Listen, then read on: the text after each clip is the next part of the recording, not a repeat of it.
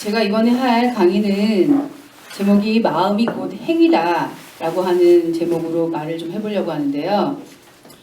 우리 이제 양명 공부를 지금 한 4, 5, 6주차, 7주차 정도 하면서 제일 많이 들었던 말이 마음이라고 하는 이 말을 제일 많이 양명의 전승록을 공부하면서 많이 들었던 것 같은데, 그래서 앞에서 선생님들이 몇 번 얘기해 주시기도 했지만 도대체 마음이 뭐냐, 마음을 어디까지를 마음이라고 해야 되는가, 그래서 마음을 감정 이런 것이 다 희노애락 애호욕이라고 하는 칠정이 다 포함된 것을 마음이라고 보느냐, 아니면은 그냥 우리가 일상적으로 욕망, 욕구라고 하는 것들, 그런 것들을 마음까지 다 보느냐, 이런 거에 대한 얘기들을 좀 많이 나눠봤었는데, 제가 오늘 얘기할 강의 주제에서의 이 지행합일, 주자의 지행일치, 양명의 지행합일의 얘기를 할 때 이때의 이때의 마음은 제가 보기에는 의념이라고 말하고 있는 양명이 말하고 있는 우리의 욕구, 욕망 이런 것들을 말하고 있는 것 같아요.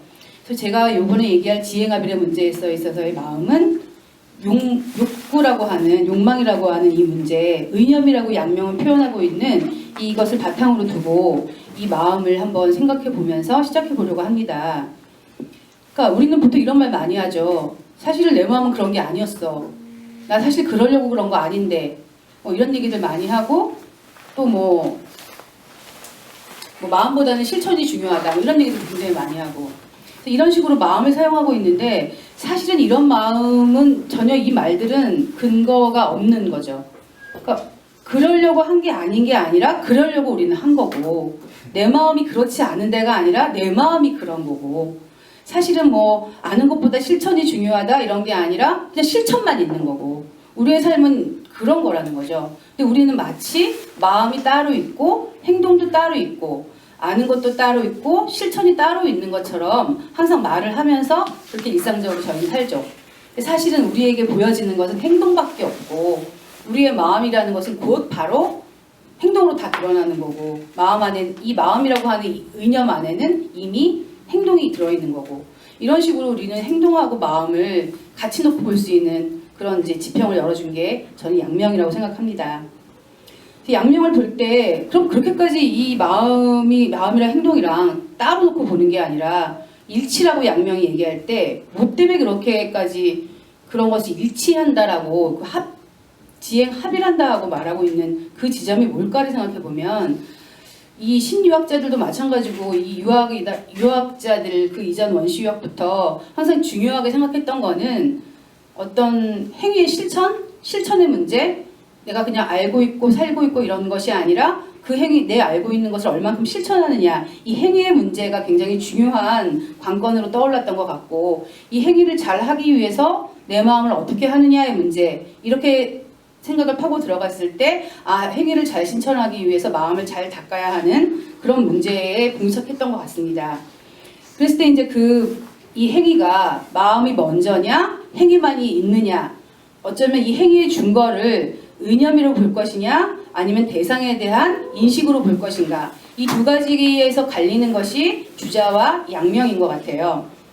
그래서 이제 처음 주자의 지를 한번 봅시다. 주자의 지를 보면 주자의 지행 일치라고 했을 때 주자의 지는 고동교라고 하는 양명의 친구였던 이 사람이 보낸 어떤 반박의 글, 양명의 평소 생각, 지행합일에 대한 생각의 반박의 글, 자신이 알고 있는 그 주자적인 입장에서 쓴 편지 글이 있었는데, 그걸 통해서 이제 양명에게 반박을 합니다.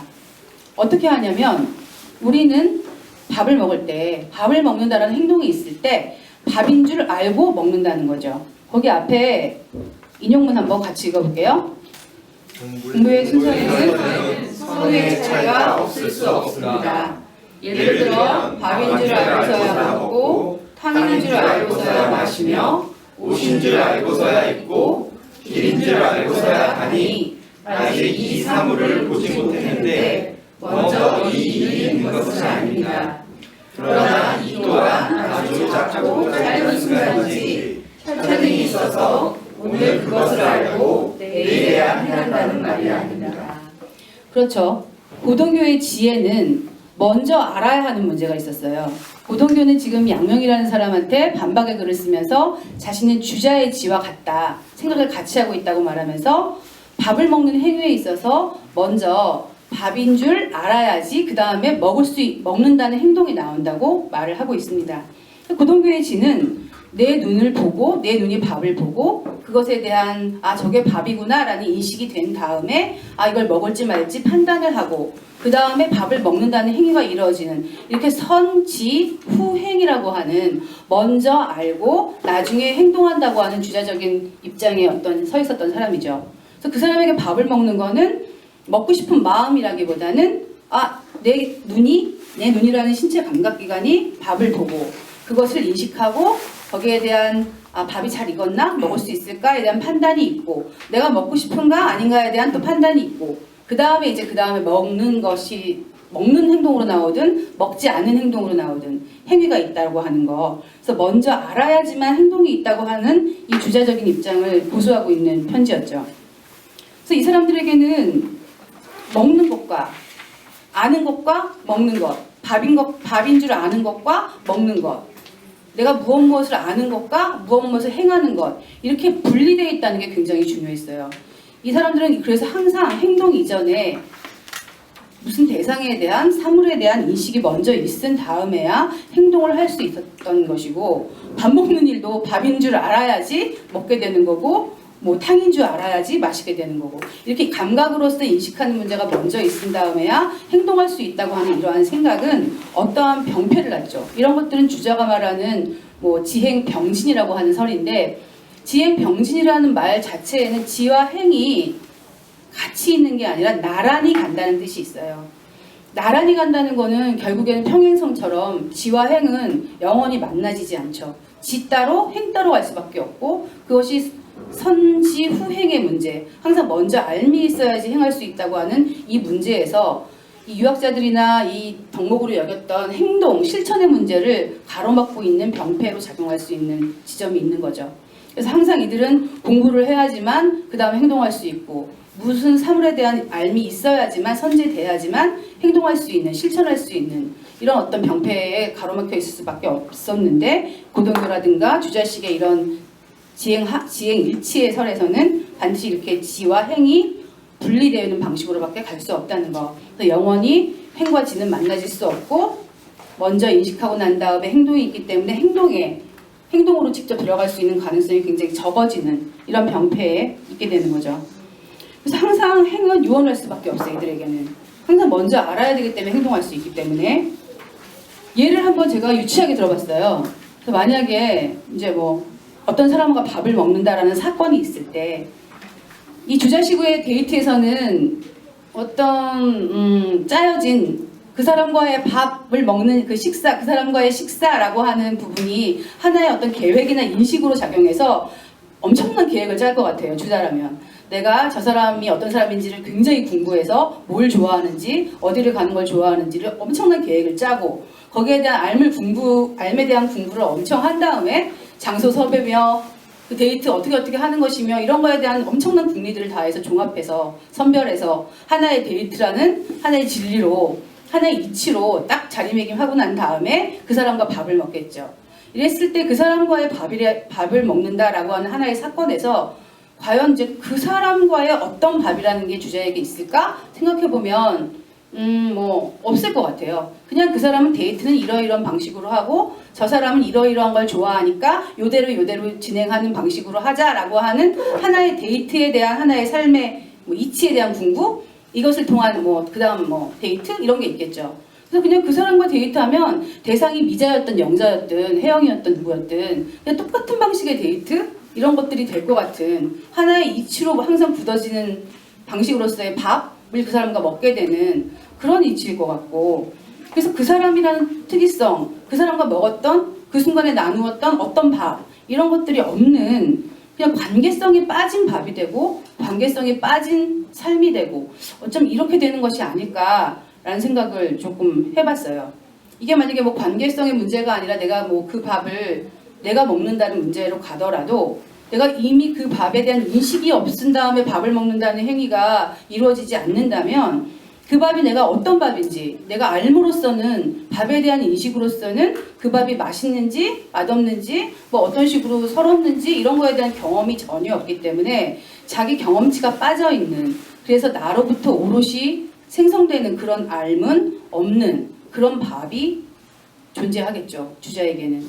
주자의 밥에는 밥인 줄 알아야지 먹게 되니까 항상 그 어떤 관계성도 없고 내가 경험한 경험치도 없는 그냥 객관적 사물로서 존재하는 밥, 뭐 데이트 이런 게 있겠죠. 그래서 더 이상은 그 사람과 나와의 어떤 만남에서 이루어지는 사건 이런 것들로서 그 관계를 이루어 나가는 게 아니라 내가 그냥 저 사물의 대상 밥이라고 하는 것, 데이트라고 하는 것에 대한 이치를 공부해 나가서 그것으로서만 존재하게 되는, 그렇게 되는 어떤 패단이 있는 것 같아요.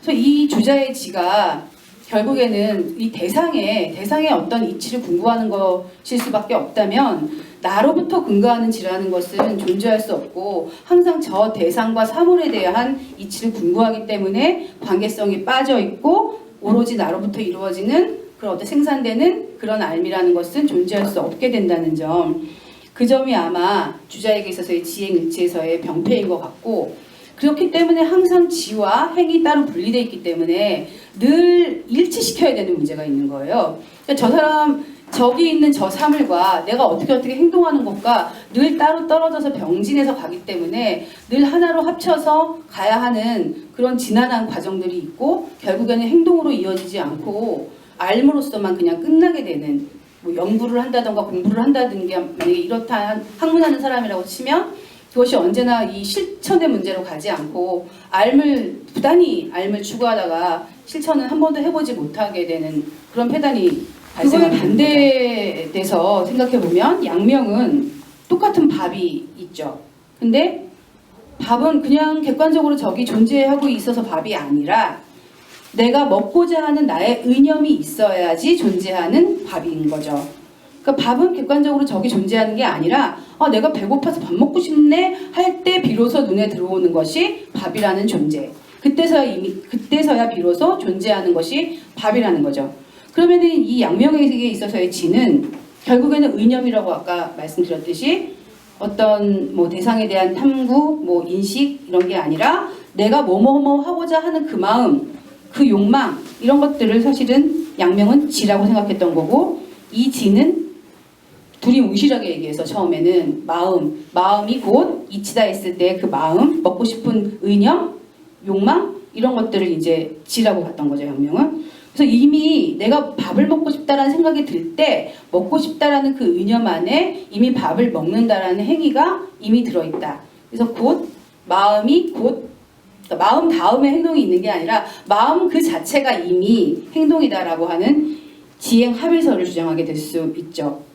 그래서 같은 눈으로 아까 주자도 눈으로 밥을 보고 양명도 눈으로 밥을 보는데 같은 눈이라는 감각기관으로 밥을 보더라도 양명은 눈이 신체기관인 눈이 아니라 곧 마음이죠. 의념이 발동한 곳이 눈이 되는 거고 의념이 발동한 것이 귀가 되는 거고 의념이 발동한 것이 이목구비 사지가 되는 거죠. 그래서 그저 신체 감각기관에 눈에 들어오는 대상을 인식해서 그것에 대한 판단을 이루어내는 게 아니라 내 안에 있는 뭐뭐 하고자 하는 그 의념이 눈을 통해서 그 밥을 존재하게 하는 것. 그렇기 때문에 이 양명에게는 지가 곧 마음인 것이었고 나중에 이제 양지로 가게 되는 거죠. 근데 여기서 이 지행합일에서 이 지는 그 이목구비라는 또 이 사지라고 하는 신체성으로 나타나는 이 사물이 결국에는 그냥 감각기관인 신체가 인식하는 대상으로서 존재하는 게 아니라 내 마음에서 뭐뭐 밥이 먹고 싶다, 뭐뭐 하고 싶다 하고 하는 그 마음 자체가 이미 그 사물을 존재하게 한다고 하는 그런 설이 있는 거고요. 그래서 마음이 결국에는 이목구비가 마음의 다른 이름이 될 수 있는 거고 이 먹고 싶은 의념이 밥을 보이게 한 거고 이런 감각기관은 곧 마음의 다른 이름일 수 있다는 거죠. 주자하고 아까 데이트는 되게 이 뭐 밥에 어떤 사람과 밥을 먹는다라고 하는 사건에 대한 그 이치를 군부히 하고 난 다음에 이루어지는 것이고 또 어떤 뭐 데이트 코스도 굉장하게 짜놓은 다음에 이루어지는 어떤 동일하고 고정된 듯한 느낌이 든다면 양명은 그런 게 아니라 그냥 뭐 그런 성제되어 있는 데이트 코스도 없고 데이트라는 사고방식도 없고 뭐 밥을 먹는다라고 하는 거 없이 어떤 사람과 만났을 때 즉각적으로 이루어지는 그 사람과의 데이트가 있는 거고 그 사람과의 밥이 있는 거고 그 사람과의 사건들이 있는 거죠. 그래서 그때그때마다 뭐 내가 이런 방식으로 뭘 하겠어가 아니라 내가 누구를 만났을 때 바로 직물적으로 이루어지는 그 관계성 안에서의 관계성 안에서의 생생불식하는 매번 새롭게 발생하고 끊임없이 새롭게 생겨나고 하는 그러한 관계성 속에서의 알미라는 것이 생성 가능하게 되는 거죠. 뭐 그랬을 때 뭐가 좋으냐? 나는 주자식에 잘 짜여진 그런 이치에 잘 맞는 그런 식의 어떤 데이트가 좋다. 그런 밥이 좋다. 뭐 그거는 뭐 좋다 호불호는 어쩔 수가 없는 거지만 내가 항상 어떤 사람과 만났을 때 고정되어 있는 무엇을 가지고 만나지 않고 만났을 때 비로소 생생하게 생성되는 그러한 어떤 관계성 안에서의 알을 꾸려나갈 수 있는 그런 마음으로 사람을 만나고 사물을 만나고 사건을 만든다면 그것이 곧 우리가 살아가는 현재성을 가지고 있는 인간의 모습일 것이고 어쩌면 이게 더 살아있는 지로서가 아니라 지와행이 아니라 지행으로 사는 그런 삶이 되지 않을까라는 생각을 해봤어요. 그래서 마음이 곧 또 이념이 곧 행이라고 하는 이 말은 지와 행이 아니라 지행, 이미 지 속에 이미 지라고 하는 그 이념, 그 마음 속에 행이 이미 시작되고 있다. 같이 있다. 지와 행은 하나다라고 하는 이 지행 합일의 지점이 양명에게는 중요해진 거죠. 그런데 이제 이렇게 생각하다 보니까 그럼 우리는 모두 다 아는 대로 산다. 도대체 아는 대로 살지 않는 사람이 어디 있느냐. 내가 보기에는 도둑의 지와 행, 지행, 일치로 살고 있고 정말 살인자도 내가 뭐뭐 하고자 하는 의념 그거대로 살고 있는 사람이고 우리가 지금 평범하게 살고 있는 하나하나 한 사람 모두가 다 자기의 안대로 살고 있는데 그렇다면 도둑의 지행도 우리는 존중해야 되는가? 그럼 살인자도 그럼 그 나쁜 악행을 저지르는 모든 것들도 의념대로 하기 때문에 지행합의를 했다고 좋아할 수 있는가? 그럼 성인도 그냥 뭐 성인의 알미 성인이니까 성인의 삶을 살겠죠. 이렇게 되는 건가? 이런 식으로 누구나 다 지행합의로 살고 있다라고 하는 문제점에 양명은 봉착하게 되죠. 어쩌면 주자처럼 전 세계의 낱낱이 모든 것을 다 알아야지 그 다음에 행동할 수 있다는 거 뭐 그것도 힘들지만 누구나 다 지행합의로 살고 있고 이미 이렇게 살고 있는 것 자체가 우리는 지행합의니까 더 이상 뭐가 없다 라고 생각하면 그냥 막 살게 되는 거랑 어떻게 다른가. 그냥 저희는 그냥 항상 내가 행동하는 게 이 안에 이미 행위 안에 이미 마음이 행위 시작이고 하니까 일치로 살고 있네. 우리는 다 그냥 합의라고 살고 있네. 이렇게 되면 우리의 삶은 그냥 막 산다는 뜻인가? 라고 했을 때 그렇지는 않을 것 같죠. 막 사는 것을 지행합의라고 볼 수는 없는 지점이 이제 오죠. 그랬을 때 과연 지행합의는 그럼 어떤 지행합의인가? 좋은 지행합의이 따로 있고 나쁜 지행합의이 따로 있는가라고 하는 의문점에 봉착하게 돼요. 그랬을 때 우리는 어떻게 해야 되냐? 그래서 양명은 지행합의는 우리가 평생 그러니까 어떤 식으로 살든 우리가 목숨이 붙어있는 날까지 우리의 삶은 우리의 아는 방식대로 살 수밖에 없어. 항상 우리는 지행합의라면서 살고 있는 존재인데 과연 여기서 내가 알고 있는 이 지가 결국에는 의념이라고 했었고 이제 양명의 후기 양명으로 오면 이 지를 이 마음이 곧 그냥 내가 뭐 마음 내키는 대로 욕망하는 대로 먹고 싶은 대로 뭐 내가 뭐 훔치고 싶은 대로 이런 문제가 아니라 내가 얼마나 내 마음 안에 있는 양지를 바르게 잘 실현시키고 발현시키며 살 수 있는가의 문제로 나아가는 것이 굉장히 중요해졌죠. 단지 그냥 내 마음 의념이 바라는 곳에 있는 것을 행한다가 아니라 바라는 곳이 행동이다가 아니라 내가 이 바르게 마음을 쓰는 것, 내 마음의 양지를 얼마나 잘 실현시키고 살 수 있는가의 문제에 봉착하는 것이 후기 양명의 지행합의의 문제에서의 해결점이었어요. 그래서 이제 소혜라는 사람이 질문하죠. 아니 저는 바르게 살고자 해요. 저 지행합의를 하고 되게 자기를 위하고 살고자 하는데 저는 항상 이렇게 외모에 치우치게 되더라고요. 뭘 보면 여색을 보면 여색에 빠지고 좋은 소리 들으면 좋은 소리만 듣고 싶고 이런 외모에 빠지게 되는데 이런 것들은 나를 위한 게 아닌 것 같아요. 어떻게 하는 게 형체적인 나를 위한 것인가요? 하고 양명에게 질문을 하죠. 소혜라는 사람은 양명의 아주 제자 중에 제자이긴 하지만 약간 공자에 비하면 자로와 같은 용맹한 질문들을 많이 하는 이제 그런 사람이고 전 좀 이런 사람들을 좋아하는 편이라서 소유의 질문을 가져와 봤는데 이렇게 외모에 치우치는 자기를 반성하면서 어떻게 하면 나를 진짜 이 형체적인 자기를 위하는 것일까요? 하는 이 소유의 질문에 양명은 이렇게 대답합니다. 너가 진짜 너를 위하는 것이 뭐냐? 너의 형체적인 너를 위한 적이 너는 있느냐? 이렇게 얘기를 하면서 형체적인 너를 위한다는 것이 뭔가? 너의 형체적인 것, 즉 신체 감각기관인 이목구비나 사지를 통해서 즐거워하고 내가 능히 보는 게 즐겁고 소리를 듣는 좋은 소리가 좋고 맛있는 걸 먹고 수렵 생활에 빠지고 이런 것들을 추구하는 것을 하는 것이 네 형체적인 자기를 좋아하는 자기를 위한 것인가? 그렇지 않다. 진짜 진짜 자기를 위한다는 것은 그 외물에 치우치는 것이 사욕임을 알고 그것을 제거하고 그것에 마땅한 중을 찾아가는 것, 그것이 진짜 너를 위하는 길일 것이다 라고 얘기하면서 결국에는 양지로 사는 것, 양지의 발현을 하며 사는 것이 결국엔 지행아비를 우리가 죽을 때까지 하면서 사는 것의 어떤 최종 신급처럼 되게 되는 거죠.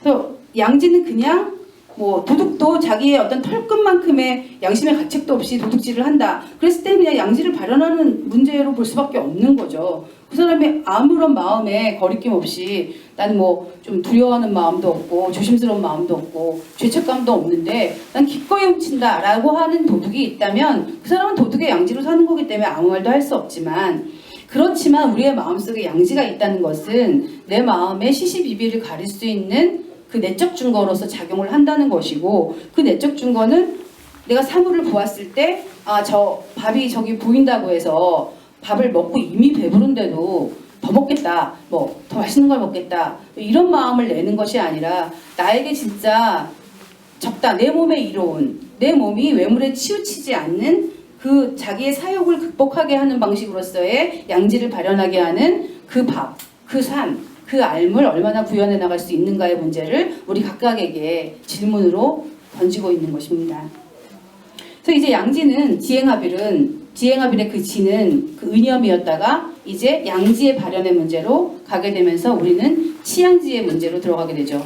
이 양지를 얼마나 지극히 선한 곳으로 지극히 올바른 곳으로 닿을 수 있게 하는가의 문제로 우리는 봉착하게 되고 그것의 첫 번째 방법은 사욕을 제거하는 것이고 그러한 사욕이 어디서 생겨나냐면 내 신체 감각기관인 이 눈, 코, 입이나 어떤 사지가 원하는 것을 하는 것이 아니라 그것이 치우치고 그것이 바라는 대로 하는 것이 아니라 그것이 나의 몸에 이로운 방식으로 작용하게 하게끔 하는 똑같은 신체 감각으로 인식을 하더라도 이제 내 양지의 눈으로 세상과 사물을 보게 하는 그런 방식으로 살게 되는 치양지의 길에 또 이제 치양지를 살게 되는데 여기서의 가장 중요한 문제는 그럼 뭐냐?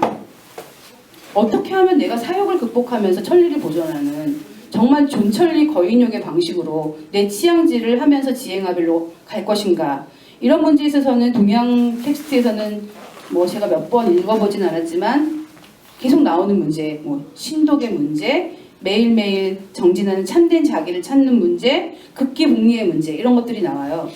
근데 이번에 제가 약간 논어를 같이 공부를 하면서 느꼈던 게 극기복례라고 하는 말은 공자가 정말 아끼는 제자였던 안현에게 주는 인에 대한 실천의 경목으로 얘기해 준 거죠.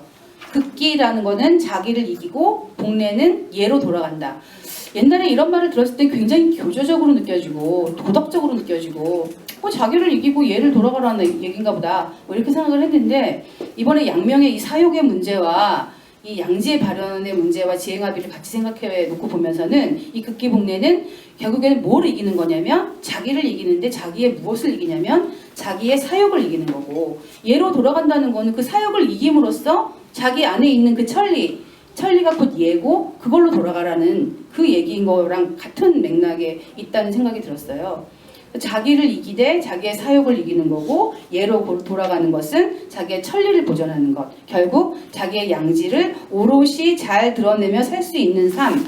그것이 양명이 얘기하는 지행합일의 삶이고, 지행합일이 뭐 나쁜 지행합일, 좋은 지행합일이 뭐 선하고 좋고의 문제가 아니라 자기 내적 증거로서 그 양지를 충분히 잘 맑게 밝게 잘 비출 수 있는가의 문제로 봤을 때 극기복례를 할 수 있는 실천의 덕목으로 극기복례가 들어오는 거고, 또 이렇게 신독이라든가 자기를 참된 자기를 운용하는 문제, 아까 신체 감각이나 이런 거에 휘둘리는 게 아니라 그것을 얼마나 잘 운용할 수 있는가를 놓고 보면서 그 참된 자기가 잘 운용될 수 있는지를 늘 돌아보고 성찰하는 방식으로서의 신독, 이것이 결국에는 치양지의 다른 이름인 것 같고, 이 동양 텍스트나 우리 뭐 동양 텍스트뿐만이 아니라 사람이 삶을 살면서 어떻게 공부하느냐, 어떻게 삶을 사느냐가 다른 문제가 아니고, 내가 어떻게 알고 있느냐, 내가 어떻게 실천하느냐도 다른 문제가 아니고, 두 개로 분리되지 않고 하나로 갈 수 있게 하는 하나의 실천 덕목이며, 매일매일 우리가 정말 밥 먹듯이 수행 정진해야 하는, 좀 진부하지만 진부할 수밖에 없는 이것을 할 수 있는 것, 이 진부함을 할 수 있는 자가 바로 학문하는 자고, 이 지행이 떨어져 있지 않다는 것을 아는 자고, 이렇게 사는 삶을 또 이렇게 사는 삶의 방식이 양명의 삶의 방식이고 그가 공부하는 방식이었다는 것을 이번에 지행합일과 주자의 지행일치, 치양지의 문제에 이르기까지 생각해봤던 저만의 어떤 해석 방법이었습니다.